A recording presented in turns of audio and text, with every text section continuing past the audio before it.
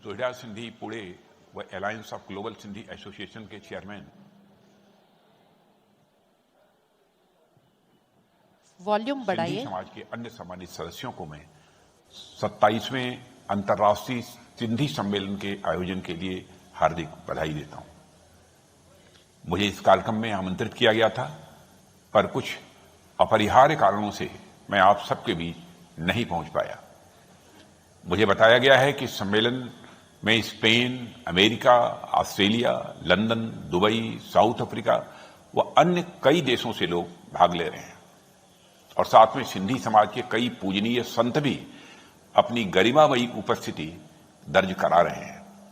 सिंधी समाज के संत श्री सादराम साहेब जी, साई मनोहर लाल जी, साई हेडस्टर साई मोहनलाल जी और साई कालीराम बॉम्बे जी की समारोह में मौजूदगी को मैं प्रणाम करता हूं। मुझे बताया गया है कि इस सम्मेलन का प्रमुख उद्देश्य है सिंधी भाषा के संरक्षण एवं प्रसार हेतु विचार विमर्श करना, सिंधी समाज के सामने मौजूद विभिन्न समस्याओं के समाधान पर विचार विमर्श करना तथा योग्य छात्र छात्राओं की उच्च शिक्षा के लिए समर्थन देना। साथियों, निश्चित रूप से यह एक बहुत ही सराहनीय प्रयास है। कोई भी समाज या समुदाय खुद को विकसित करने में तभी सफल हो पाता है जब वह अपनी परंपरा, संस्कृति और भाषा के महत्व को समझे, उसे संजोए एवं उसे बढ़ावा दे। इसके अलावा नई प्रतिभा को बढ़ावा दे और जो चुनौतियों उसके सामने आए उसका आकलन करे और उससे निपटने के लिए मिलजुल कर प्रयास करे। मैं मानता हूं कि यह आयोजन आप सभी सम्मानित सदस्यों की उपस्थिति में अपने इस उद्देश्य को पूरा करने में अवश्य सफल होगा। हम सब इस बात को मानते हैं कि राष्ट्र निर्माण में और सामाजिक विकास में सिंधी समाज का उल्लेखनीय योगदान रहा है। देश की आजादी में भी सिंधी समाज का बहुत बड़ा योगदान रहा है। कौन भूल सकता है भारत के वीर क्रांतिकारी एवं स्वतंत्रता संग्राम सेनानी शहीद हेमू कालानी को, जिन्होंने किशोरावस्था में ही आजादी की लड़ाई में शामिल होकर हंसते हंसते फांसी के फंदे पर झूलना स्वीकार किया था। आज जब देश अपनी आजादी का अमृत काल मना रहा है तो हम सबका यह फर्ज बनता है कि हम देश की आजादी के लिए संघर्ष करने वाले सभी क्रांतिकारियों एवं स्वतंत्रता संग्राम सेनानियों की स्मृति को नमन करें और उनसे प्रेरणा लें। साथियों, जब भारत 1947 में आजाद हुआ तो उसे विभाजन का सामना करना पड़ा। सिंधी समाज ने विभाजन की विभीषिका को बहुत करीब से देखा और सहा भी है। अक्सर विस्थापित हुए लोग निराश, पिछड़ेपन और विपन्नता की गर्त में फंस जाते हैं, मगर अपना सब कुछ गंवा चुके सिंधी समाज के लोगों ने अपनी बुद्धिमत्ता, परिश्रम और सौम्य व्यवहार के दम पर आजाद भारत में शून्य से संपन्नता तक का एक प्रेरणादायक सफर तय किया।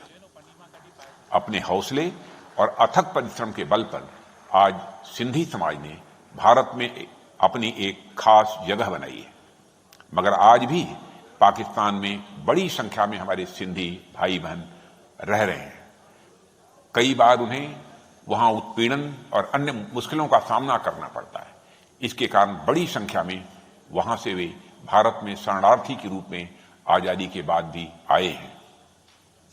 पड़ोसी देशों में धार्मिक उत्पीड़न का सामना कर रहे अल्पसंख्यकों को राहत देने के लिए ही प्रधानमंत्री श्री नरेंद्र मोदी के नेतृत्व में हमारी सरकार ने नागरिकता संशोधन कानून बनाया है।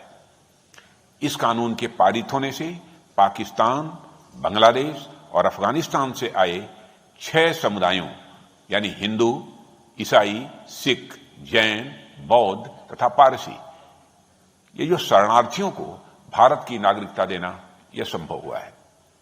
इस कानून से सिंधी समाज के लोगों को बहुत लाभ मिला है। सिंधी समाज के लोग जो वर्षों से पीड़ा और अपमान का घूंट पी रहे थे, जिनकी परवाह दशकों तक नहीं की गई, उन्हें नागरिकता संशोधन कानून के माध्यम से सम्मान के साथ जिंदगी जीने का अधिकार मिला है। साथियों, आशा करता हूं कि इस सम्मेलन के माध्यम से आप सभी अपने समाज को और अधिक सशक्त और विकसित करने का एक ब्लूप्रिंट तैयार करेंगे और राष्ट्र निर्माण में पूरी मजबूती और शक्ति से अपना योगदान देंगे। मैं आप सभी से यही कहना चाहूंगा कि हमारी सरकार समाज के हर वर्ग के विकास और उत्थान के प्रति पूरी तरह प्रतिबद्ध है। सबका साथ और सबका विश्वास हमारे लिए नारा नहीं बल्कि हमारा ध्येय है। इन्हीं शब्दों के साथ आप सभी को इस सम्मेलन के आयोजन की पुनः हार्दिक बधाई देता हूं और इस आयोजन की भरपूर सफलता की कामना करता हूं। जय झूलेलाल। आप सभी को बहुत बहुत धन्यवाद। Our humble thanks for the beautiful message. Thank you so much, Honorable Sir.